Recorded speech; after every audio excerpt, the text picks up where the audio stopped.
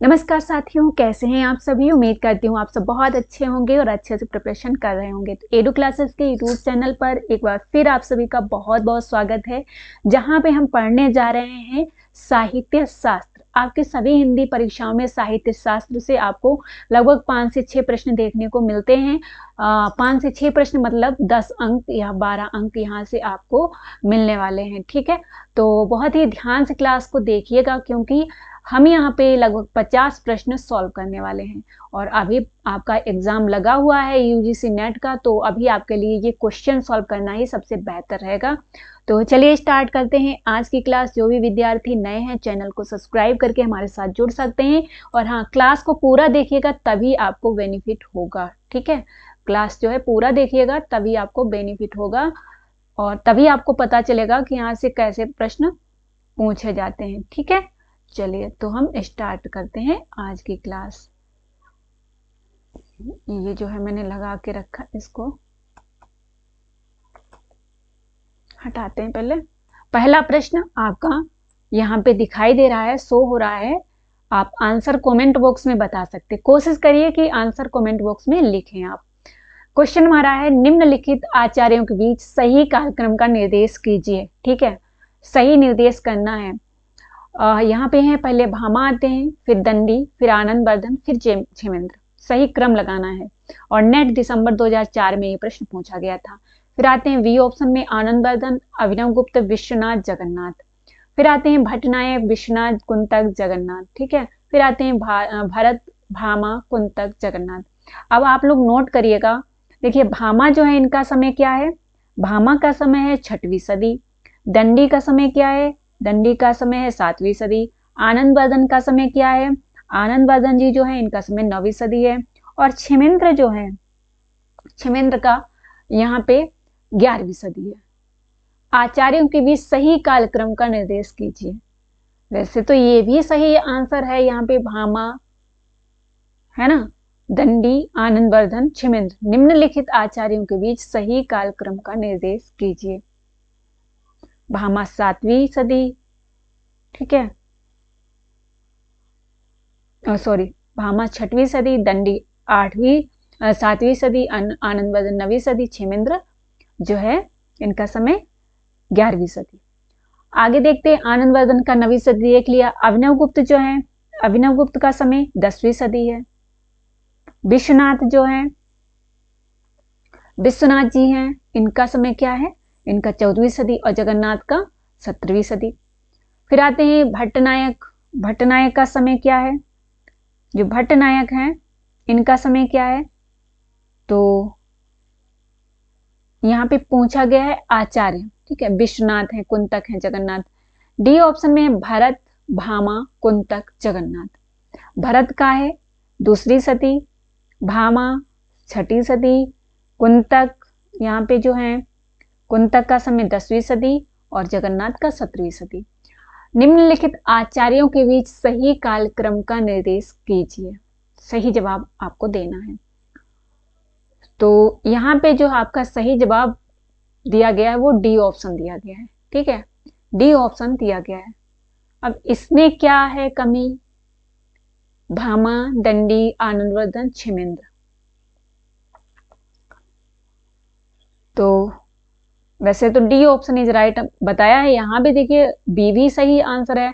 ऐसे तो ये होना चाहिए कि जो है कौन सा सही नहीं है, तो सही में ये आ जाएगा कि विश्वनाथ 14वीं सदी है, और फिर कुंतक का बीच में रख दिया गया है ना।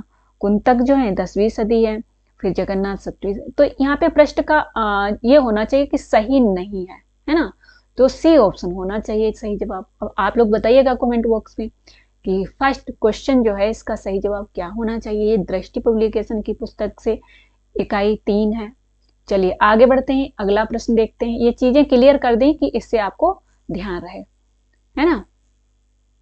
चलिए दूसरे नंबर प्रश्न पर चलते हैं। नेट जून 2005 में प्रश्न पूछा गया था, रस सूत्र के व्याख्याकारों का सही अनुक्रम बताना। जो रस सूत्र है, जिसका नाम है नाट्य शास्त्र भरत मुनि का, उसके जो व्याख्याकार हैं 4 हैं। ठीक है, 4 हैं, चारों का नाम यहाँ पे दिया गया है। भट्टलोल्लट, शंकुक, भट्टनायक, अभिनवगुप्त। अब इनका समय क्या है, सबसे पहले कौन आएगा फिर कौन आएगा, तो ए ऑप्शन यहाँ पे सही जवाब आपका हो जाएगा। भट्टलोलट है, फिर शंकुक है, फिर भट्टनायक है, फिर अभिनवगुप्त है। ठीक है, तो A option is right answer हो जाएगा। चलिए अगले प्रश्न की तरफ चलते हैं। 50 प्रश्न है, लास्ट तक बने रहिएगा आप लोग। नेट जून 2005 में प्रश्न पूछा गया है। ठीक है, निम्नलिखित काव्य शास्त्रीय ग्रंथों का सही अनुक्रम कौन सा है, तो यहाँ पे सही आपको अनुक्रम बताना है। सबसे पहले यहाँ पे कौन सा है, काव्यानुशासन। ठीक है, काव्यानुशासन किसका है, ये हेमचंद्र का है। समय क्या है, 12वीं सदी। ठीक है, फिर आता है साहित्य दर्पण। साहित्य दर्पण किसका है, साहित्य दर्पण किसका है,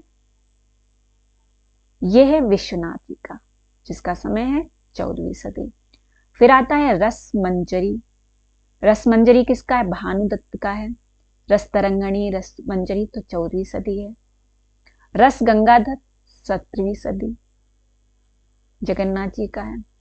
सही क्रम बताना है आपको। तो देखिए 12 साहित्य दर्पण विश्वनाथ जी का है, 14 और फिर आपका ये भी 14 में आ जाएगा, ये 17। ठीक है, तो काव्य यहाँ पे देखिए दूसरा है काव्यानुशासन, सबसे पहले ही आएगा काव्यानुशासन।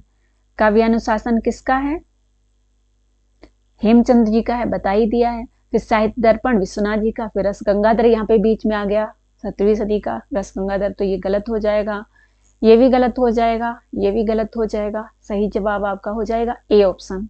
ठीक है, आप लोग आंसर कमेंट बॉक्स में दे सकते हैं क्योंकि इतना टाइम आपको मिल रहा है। अगले प्रश्न की तरफ बढ़ते हैं। अगला प्रश्न यहाँ पे क्या है, मैच करना है। ठीक है, मैच करना है आपको, इसमें किसका सही जवाब क्या होगा। ठीक है, रस सूत्र के व्याख्याकारों को उनके सिद्धांतों के साथ सुमेलित कीजिए। A option, B option, C option, D option. इधर ये ऑप्शन है, इधर ये व्याख्याकार है। भट्टलोलट ने, भट्टलोलट का क्या हो जाएगा, शंकुक का क्या होगा, अनुमिति। ठीक है, भट्टनायक का भुक्तिवाद, भट्टलोलट का उत्पत्तिवाद, अभिनवगुप्त का अभिव्यक्तिवाद। डी का 1, 2 ऑप्शन में है ना। ए का 4 एक ऑप्शन में है, तो B option is right answer हो जाएगा। भट्टलोलट उत्पत्तिवाद, शंकुक का अनुमितिवाद, भट्टनायक का भुक्तिवाद, अभिनवगुप्त का अभिव्यक्तिवाद। व्यक्ति वैचित्र्यवाद ये किसने दिया है, यदि आपको पता है तो कमेंट बॉक्स में बताइएगा। चलिए बढ़ते हैं अगले प्रश्न की तरफ। प्रश्न नंबर हमारा 4। अच्छा,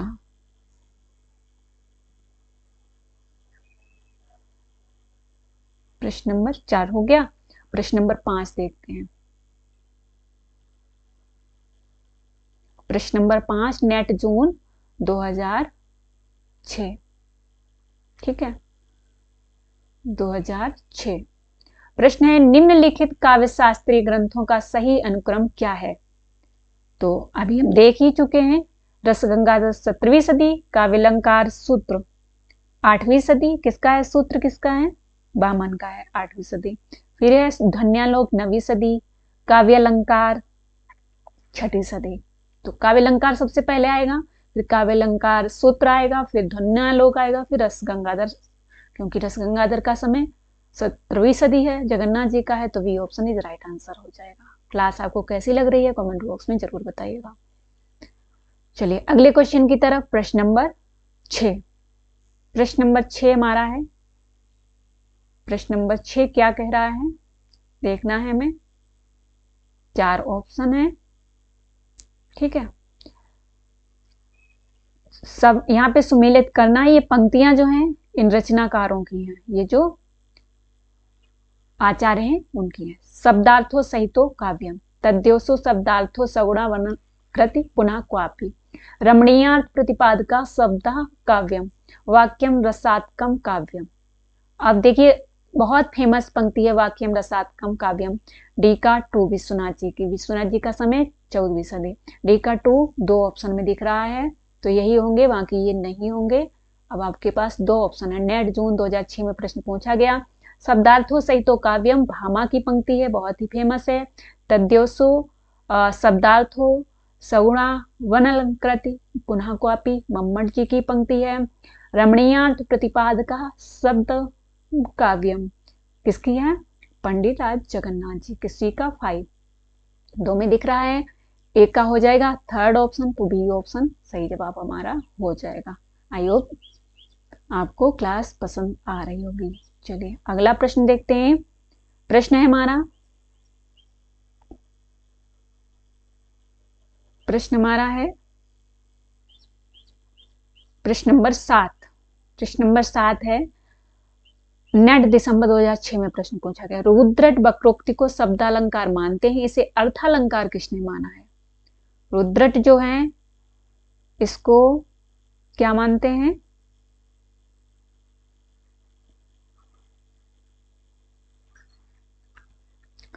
रुद्रट जो है वक्रोक्ति को शब्दालंकार मानते हैं, इसे अर्थालंकार किसने माना है? ये आपको सही जवाब बताना है आंसर में। तो यहाँ पे अर्थालंकार माना है A option Dandi, B option Kshemendra, C option Vaman, D option Anandavardhan. सही जवाब दंडी। दंडी का समय 8वीं सदी। क्षेमेंद्र, बामन, आनंदवर्धन, इनको भी पढ़ना है। चलिए अगले प्रश्न की तरफ बढ़ते हैं। प्रश्न नंबर 8 सुमेलित करना है, ठीक है। काव्य शास्त्र के इन ग्रंथों को रचनाकार के नाम से सुमेलित कीजिए। रचनाकारों की जो रचनाएं उनसे ध्वन्यालोक किसकी है? आनंदवर्धन। ए का थर्ड ऑप्शन। साहित्य दर्पण विश्वनाथ, बी का फर्स्ट ऑप्शन। रस गंगाधर जगन्नाथ जी की है, तो आगे बढ़ना होगा हमें। चलिए 8 का देखते हैं सही जवाब क्या होगा।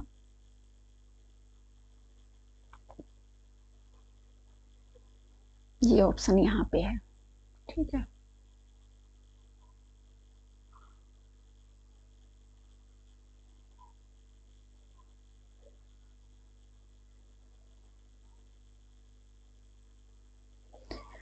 ये ऑप्शन है यहाँ पे, इसको देखना है। काव्य प्रकाश मम्मट का है, तो यहाँ पे हमारा सही जवाब जो होगा प्रश्न नंबर 8 का वी ऑप्शन होगा। ये तो ये दिख रहा है, ठीक है, ये हमने देखा था। पंडित राज जगन्नाथ जी का क्या है? रस गंगाधर, ठीक है। चलिए अगले प्रश्न की तरफ बढ़ते हैं। प्रश्न नंबर 9। प्रश्न नंबर 9, इन कथनों को उनके अलंकारों के साथ सुमेलित करना है। प्रश्न नंबर 9 में अलंकार देखने। वह आदमी नहीं है, नहीं वह आदमी नहीं हैवान है, ए ऑप्शन। बी ऑप्शन, वे तो मानो देवता है। मानो, जानो, ये जो है किसकी पहचान है, किस अलंकार की? सी ऑप्शन है, कहीं यह उसकी चाल तो नहीं है। फिर है डी ऑप्शन, आप तो साक्षात इंद्र हैं, ठीक है, आप तो साक्षात इंद्र हैं। तो यहां पे हमारा सही जवाब जो हो जाएगा प्रश्न नंबर 9 का सही जवाब डी ऑप्शन, ठीक है, डी ऑप्शन। अब इसका थोड़ा सा आप देखिएगा, ए का वह आदमी नहीं हैवान है, ये होगा अपहनुति, ठीक है। वह तो मानो देवता है, मानो जानो, ये आप मानो और जानो याद रखना उत्प्रेक्षा में जाएगा, उत्प्रेक्षा अलंकार। फिर कहीं यह उसकी चाल तो नहीं, तो कहीं यह उसकी चाल तो नहीं, ये भ्रांतिमान हो जाएगा। आप तो साक्षात इंद्र हैं, तो रूपक हो जाएगा साक्षात, है ना। चलिए अगले प्रश्न की तरफ बढ़ते हैं। प्रश्न नंबर 10, इसको भी मैच करना है। मैच करने वाले प्रश्न लगाने में बहुत अच्छा लगता है ना, बहुत अच्छा लगता है, क्योंकि इसमें क्या होता है, इसमें आपको सिर्फ मैच करना है। आराम से टिक कर दो कि हाँ ये वाला। अच्छा, प्रश्न नंबर, एक और प्रश्न जो है आपका मैच करने के लिए अलंकारों से संबंधित। इन कथनों के साथ उनके अलंकारों को सुमेलित करना है, ठीक है। प्रश्न नंबर 10, मुख नहीं चंद्रमा है, मुख तो चंद्र ही है, मुझे देखकर, मुख देखकर चांद का आभास हुआ। मुख है कि चांद? इधर है संदेह, अपहनुत, रूपक, भ्रांतिमान, उत्प्रेक्षा। मुख नहीं चंद्रमा है, मुख तो चंद्र ही है, मुख देखकर चांद का आभास हुआ। तो ए ऑप्शन यहाँ पे सही जवाब 10 का हो जाएगा, सी ऑप्शन। ठीक है, मुख नहीं चंद्रमा है, अपहनुति। मुख तो चंद्र ही है, रूपक ही है। मुख देखकर चांद का आभास हुआ, आभास हो रहा है, भ्रांतिमान। मुख है कि चांद? संदेह है। मुख है कि चांद? संदेह हो रहा है। ठीक है, तो C option is right answer. I hope class पसंद आएगी आप सभी को। चलिए अगला प्रश्न देखते हैं, प्रश्न नंबर 11। निम्नलिखित वर्गों में काल क्रमानुसार आचार्यों का कौन सा क्रम सही है? मम्मट, दंडी, भामा, आनंदवर्धन। देखिए भामा जो है इनका समय क्या है? अभी हम देख चुके हैं दंडी से पहले आता है कि बाद में आता है। भामा का समय दंडी से पहले आता है कि बाद में आता है? तो यदि आपने पढ़ा है तभी तो आप सही जवाब दे पाएंगे ना। अगर आपने सही से ध्यान से आप पढ़ेंगे तभी सही जवाब दे पाएंगे। तो भामा का समय दंडी से पहले आता है, मतलब छठी, और ये इनका दंडी का 7वीं, मम्मट 12वीं, आनंदवर्धन 9वीं।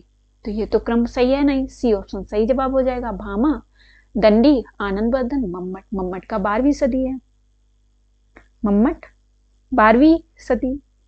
तो यहाँ पे हमारा C option is right answer हो जाएगा। चलिए 12 नंबर प्रश्न फिर से मैच करना है। यहाँ पे काव्य लक्षणों का उनके प्रतिस्थापकों के साथ सुमेलित करना है। शब्दार्थो सहितो काव्यम, ननु शब्दार्थो काव्यम। ठीक है, दंडी है, कुंतक है। चलिए आगे बढ़ते हैं, देखते हैं और कौन है, कहाँ पे ऑप्शन दिए गए हैं। प्रश्न नंबर 12 ना, शब्दार्थो सहितो वक्र कवि, व्यापार सालनी, वाक्यम, रसात्कम, काव्यम। तो डी का तो 5 हो जाएगा ऑप्शन में। तो ये तो आसानी से आप ढूंढ सकते हैं कि आंसर हमारा क्या होगा, है ना। आप लोग आसानी से ढूंढ सकते हैं। यहाँ पे सही जवाब आपका जो है, एक भी ऑप्शन यदि आपको मालूम है तो आप आसानी से जवाब दे पाएंगे। प्रश्न नंबर 12 का सही जवाब जो है आपका क्या होगा? 12 का सही जवाब आपका हो जाएगा डी ऑप्शन। ठीक है, डी ऑप्शन। शब्दार्थो सहितो वक्र कवि, व्यापार सालनी। सी का 2 होगा। ठीक है, तो ये आपको देखना है ध्यान से। चलिए अगले प्रश्न की तरफ बढ़ते हैं। प्रश्न नंबर 13। देखिए फिर से मैच करना है। मैच करने वाला क्वेश्चन जो है नेट दिसंबर 2009, 13 नंबर प्रश्न है। निम्नलिखित सिद्धांतों और चिंतकों को सुमेलित कीजिए। अनुमितिवाद, अनुमितिवाद, संकुक, उत्पत्तिवाद, भट्टलोलट, साधारणीकरण, भट्टनायक, अभिव्यक्तिवाद, अभिनवगुप्त। ठीक है, ए का 3, 13 का सही जवाब ए ऑप्शन। नोट डाउन कर लीजिएगा। सबसे पहले यदि साधारणीकरण का वर्णन किया है तो भट्टनायक ने किया है। ठीक है, ये ध्यान रखना। प्रश्न नंबर 14 है, भरत मुनि के रससूत्र में निम्नलिखित में से किसका उल्लेख नहीं हुआ? स्थायी भाव का, बी ऑप्शन, विभाव का, अनुभाव का, या विचारी भाव का। तो सही जवाब क्या होगा? इनका पूरा जो एक सूत्र है उसको आप देख लेना। प्रश्न नंबर 14, स्थायी भाव का वर्णन नहीं किया गया है, विभाव, अनुभाव, विचारी भाव, इनका वर्णन